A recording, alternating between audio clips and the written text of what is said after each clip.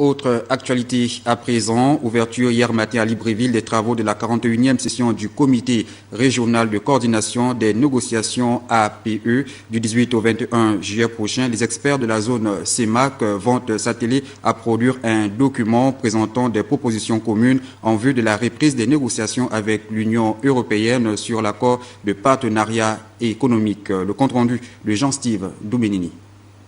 La rencontre de Libreville est un tournant décisif sur la voie menant à la reprise des négociations entre l'Union européenne et les pays d'Afrique centrale au sujet de l'APE, l'accord de partenariat économique. Devant l'imminence du démantèlement par le Cameroun de ses barrières tarifaires au profit de l'UE, en respect de l'accord d'étape signé entre les deux parties en 2007, l'enjeu de ce rendez-vous de la capitale gabonaise est la mise en œuvre d'un accord régional plus complet et plus équitable pour l'ensemble des pays de cette partie du continent. La réunion que nous tenons aujourd'hui est la 41e session du comité régional de coordination des négociations APE entre l'Afrique centrale et l'Union européenne. Donc vous voyez à travers le chiffre combien de fois nous nous sommes retrouvés pour harmoniser les positions de l'Afrique centrale avant de faire face à la partie européenne.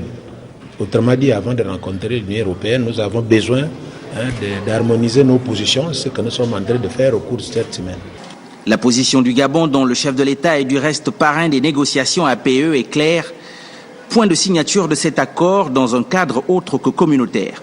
La relance de ces négociations est inscrite dans les priorités des chefs d'État des pays de la configuration qui souhaitent une issue favorable aux entreprises déjà menées et par lesquelles le parrain des négociations, Monsieur le Président de la République du Gabon, chef de l'État, son Excellence Ali Bongo Ondimba, s'accorde sans relâche à aller dans le sens de la réussite du mandat confié par ses pairs. Actualité oblige, la rencontre de Libreville sera également l'occasion de mener une réflexion sur les éventuelles conséquences du Brexit au regard du poids de la Grande-Bretagne au sein de l'Union européenne et des relations qu'elle entretient dans un cadre bilatéral avec les pays d'Afrique centrale.